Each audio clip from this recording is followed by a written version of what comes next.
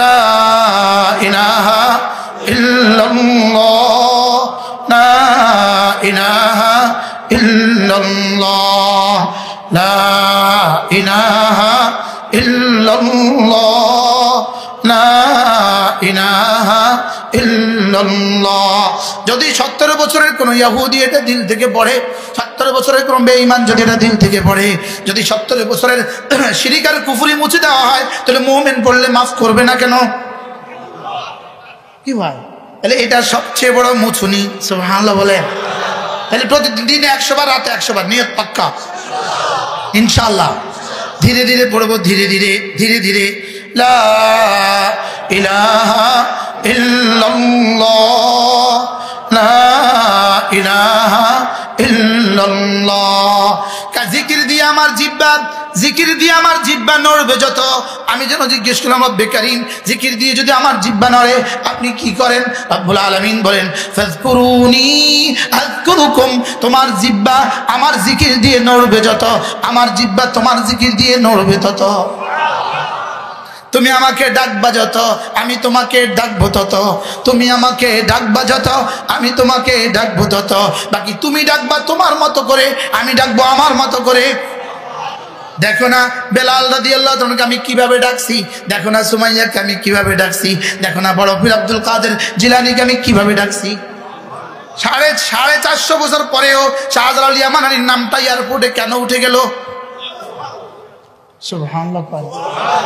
500 বছর পরে, 450 বছর পরে বাংলাদেশ এয়ারপোর্টের নাম কি হয়েছে? হ্যাঁ, ইন্দোনেশিয়ার বিমান আমি সফর করছি, বেডি হজরত পারে না, কেমনে জানেন? হজরত আরবি শব্দ না, ওরা পারে না। এখন এই শব্দ কোথায় কোথায় বুঝিয়ে দিয়েছে রব্বে কারীম। কেন? আমার জিকির বেশি করেছ, তোমার নামের জিকির আমি তুলে দিব, তোমার নামের জিকিরের ধ্বনি উঠিয়ে দিব। ফাযকুরুনি আযকুরুকুম, তুমি আমারটা করবে, আমি তোমারটা করব।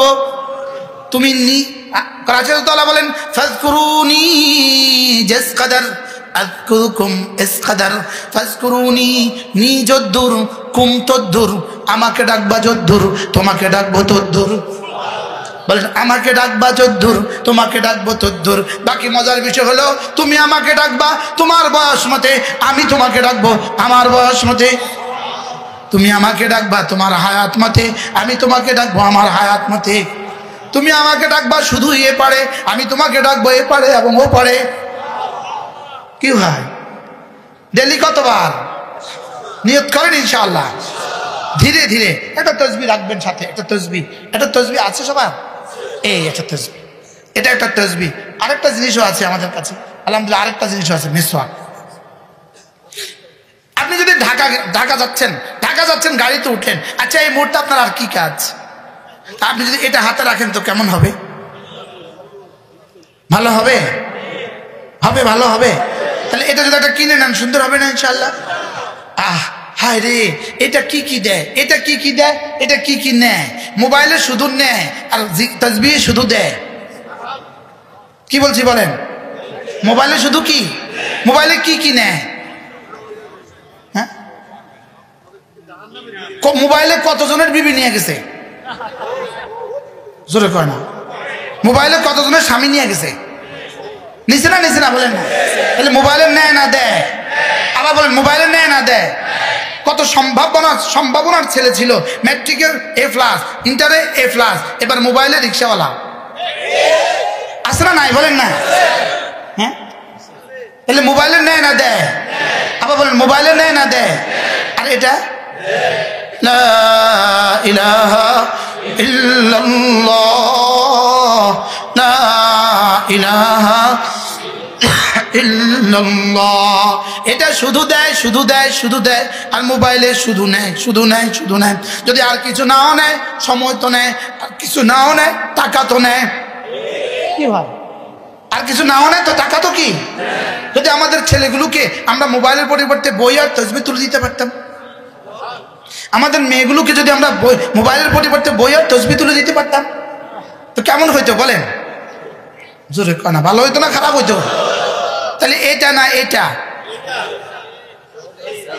না এটা হলো প্রয়োজন, এটা হলো প্রয়োজন। যেমন ধরেন একজনের গুলশানে একটা বাড়ি করছে, গুলশানে একটা 10 তলা বাড়ি করছে, লেকিন কোনো ফ্লোরে বাথরুম বানায় নেই। আচ্ছা, এই লোকটার বাড়িতে কে কে ভাড়া থাকবে? ফ্রি বেলাস দিলে থাকবে কেউ? হ্যাঁ, পাগল। তাহলে বোঝা গেছে বাথরুম দরকার না বেদরকারি? কতটা দরকার? বাথরুম ছাড়া পুরা বাড়ি অচল না সচল? বাথরুম ছাড়া পুরা বাড়ি অচল। এবার গ্রাম থেকে নোয়াখালী থেকে বিয়ে করে নিজে গুলশানে, এখন ওই মেয়ে এত সুন্দর বাথরুম থেকে আর বাইরে না। এবার সবাই কি বলবে? ইন্নালিল্লাহ। এতক্ষণ বাথরুম ছাড়া বাড়ি অচল, এখন কোন বাথরুমে বেশিক্ষণ থাকলে পাগল। এবার বলেন মোবাইল ছাড়া কি?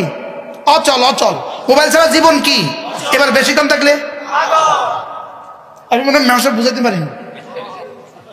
আরে বুঝাতে পারছি। বলেন বলেন বাথরুম কি? প্রয়োজন। প্রয়োজন কতক্ষণ? আচ্ছা, প্রয়োজনের আগে বাথরুমে যায় বয়ে রয়েছে, আচ্ছা প্রয়োজন শেষে আবার বয়ে রয়েছে। এবার বলেন মোবাইল প্রয়োজনের আগে ধরছে, মোবাইল শেষে প্রয়োজন শেষে আবার ধরে রেখেছে। তাহলে এটা শুধুই জরুরত। আর জরুরত তাতাকাদ্দারু বিকদরি জরুরা, প্রয়োজন প্রয়োজনের মধ্যে সীমাবদ্ধ থাকে। প্রয়োজন কি থাকে বলেন? প্রয়োজনের মধ্যে কি থাকে? প্রয়োজন প্রয়োজনের মধ্যে সীমাবদ্ধ থাকে। এটা হলো জরুরত। জরুরতকে জরুরতের বুনিয়াদের উপরে রাখা, জরুরতকে জরুরত হিসেবে ব্যবহার করা। এই জন্য চলেন নিয়ত করি মোবাইলের গুনাহ ছেড়ে দিব ইনশাআল্লাহ। ওলামা একরাম বলেন অন্যদের উপরে আমাদের কর্তৃত্ব নাই। অন্যদেরকে মেয়র সাহেব বলবে, আমি আমাদের কি বলবো? কি বলবো? ইনশাআল্লাহ আমরা মোবাইলের গুনাহ ছেড়ে দিব। বলেন মোবাইলের গুনাহ। বলেন কুকথা বলবো না, কুদৃষ্টি দিব না, কুকথা শুনবো না, কুচিন্তা করবো না। এই 4টা কু থেকে বেঁচে যাবেন, জীবন হবে সু। কয়টা কু থেকে বাঁচবো বলেন? কি কি? কুকথা বলবো না 2 নাম্বার, কুদৃষ্টি দিব না 3 নাম্বার। আমাদের চেয়ারম্যান মেম্বার সাহেবরা, আমাদের ওসি সাহেবরা 24 ঘন্টা খালি সালিশ করে, শুধু মোবাইলের সালিশ দেয়। জিজ্ঞান দিয়েছে 24 ঘন্টা সালিশ মোবাইলের, কথা কয় না? শুধু মোবাইলের সালিশ। তো যদি মোবাইল কন্ট্রোল হয়ে যায় ইনাদের কাম কমে যাবে। কি বলেন? একবার লক্ষ্মীপুরের ওসি সাহেব আমার জুমা মসজিদে বলতেছে, হুজুর আপনার মতো এই ওয়াজগুলো যদি সবাই করতো, আমাকে পুলিশের ডিউটি বহুত কমে যেত। আল্লাহ আমাদেরকে তৌফিক দান করেন। চলেন প্রথম সিদ্ধান্ত ইনশাআল্লাহ, আজ থেকে কালিমায়ে তয়্যিবা দিনে 100 বার, রাতে 100 বার ইনশাআল্লাহ। 2 নম্বর সিদ্ধান্ত, সবচেয়ে বড় জিকির, রুহের 2 নম্বর সিদ্ধান্ত, সবচেয়ে বড় জিকির নামাজ। বলেন সবচেয়ে বড় জিকির কি? বলেন আবার বলেন সবচেয়ে বড় জিকির কি? যেমন ধরেন একজন মুসলমান বেশি ব্যস্ত, ইনি তাসবিহ হাতে নিয়ে জিকির করার টাইম তার নাই, হতে পারে না। লেকিন এই মুসলমান 5 ওয়াক্ত নামাজ জামাতের সাথে পড়ে। এই মুসলমান ওয়ালা যিকরুল্লাহ আকবার, সবচেয়ে বড় জিকির করনে ওয়ালা। বলেন জামাতের সাথে নামাজ। বলেন আল্লাহ তাআলা যাকে জামাতের সাথে নামাজ পড়ার সৌভাগ্য দিয়েছে, আল্লাহর কসম, আল্লাহ তাআলা 2 জাহানের সৌভাগ্যের চাবি তার হাতে তুলে দিয়েছে। বলেন জামাতের সাথে নামাজ। বলেন আজ থেকে পড়ব। বলেন ইনশাআল্লাহ। আল্লাহ তৌফিক দান করেন। 2টো শিখলাম, এবার আমি 2টো আপনাকে ছন্দে শোনাই।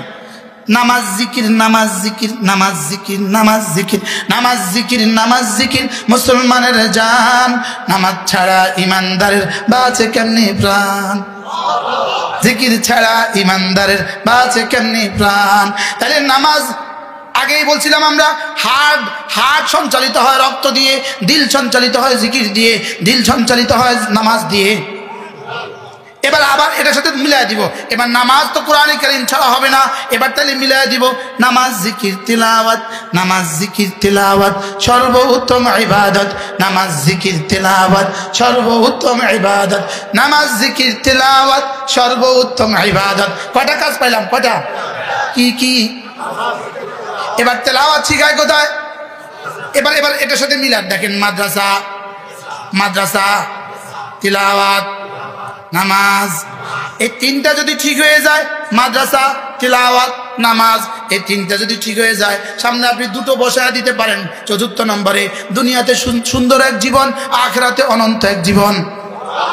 তাহলে এবার মিলান মাদ্রাসা, তিলাওয়াত, নামাজ, দুনিয়াতে সুন্দর জীবন, আখিরাতে অনন্ত জীবন।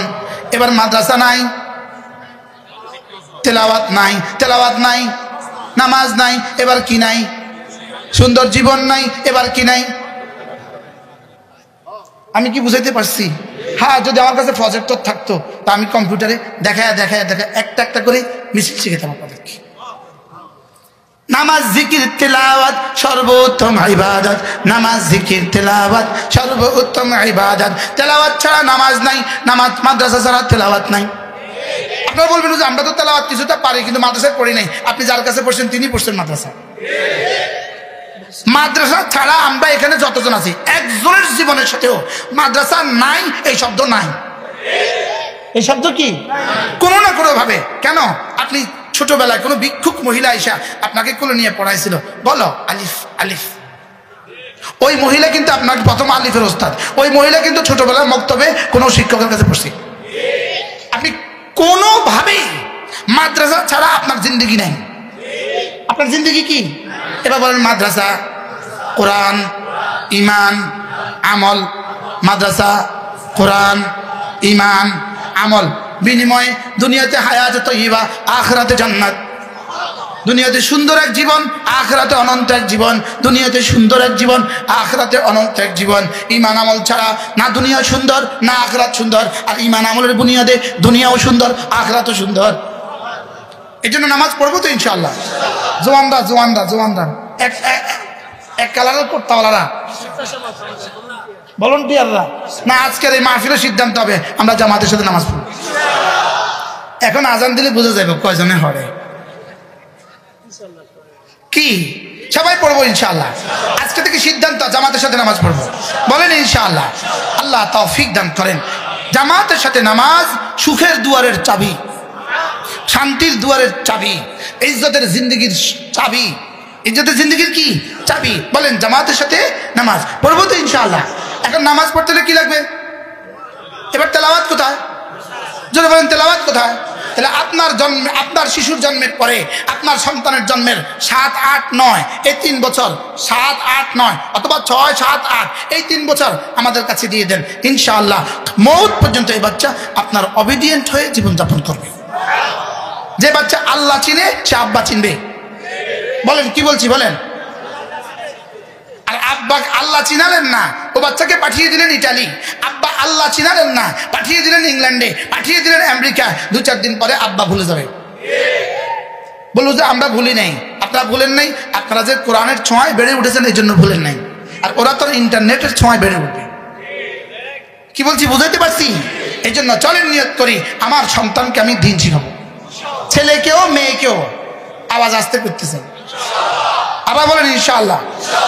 গত সোমবারে একটা কনফারেন্সে কুমিল্লা মেডিকেল কলেজের প্রিন্সিপাল যিনি ছিলেন উনি ছিলেন প্রধান অতিথি। তা আমার আগে উনি একটু বক্তব্য দিয়েছে, আমার বয়ানের আগে উনি বক্তব্য দিয়েছে। উনি বক্তব্যে বলেন মেডিকেল কলেজের প্রিন্সিপাল মানে চারটিখানি কথা না।